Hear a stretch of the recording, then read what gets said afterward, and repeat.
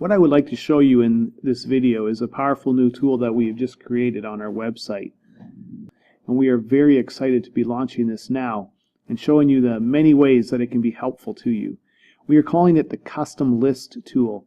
And in very general terms, this will allow you to create a list for yourself based on various parameters such as categories, favorite authors, keywords that might pertain to your business, publishers, and much more.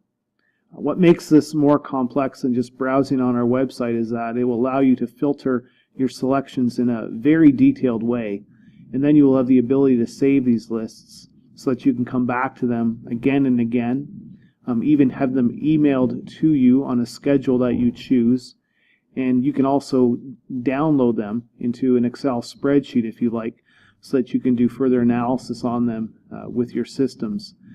This is the initial launch of this tool, and we're not finished building it out, so more features will be added to it over the coming months.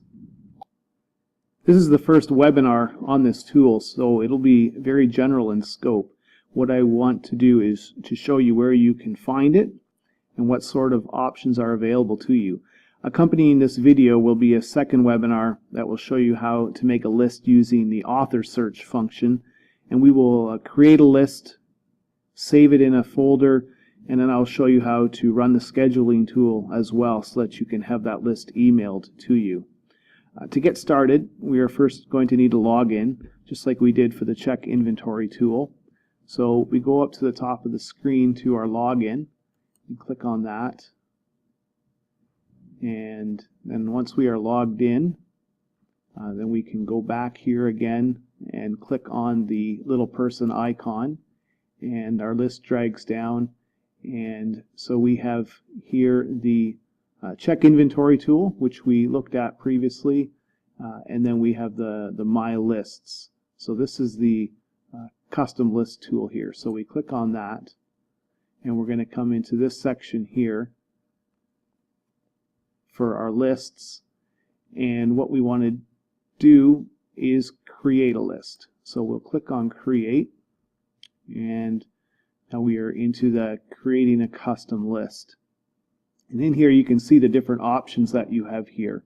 So we can create a custom list based on a category if we click on that, based on a publisher, an author, a format, or a binding, so hardcover, paperback, board books, whatever format you might choose.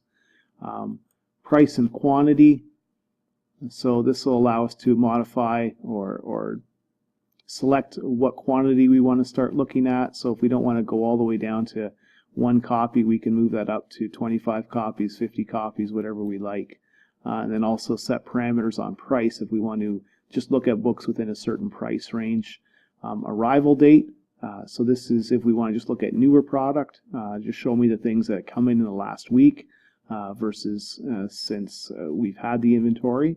Demographic, so this would be different types of narrowing down the lists, whether it be Spanish books or maybe African American titles, things like that.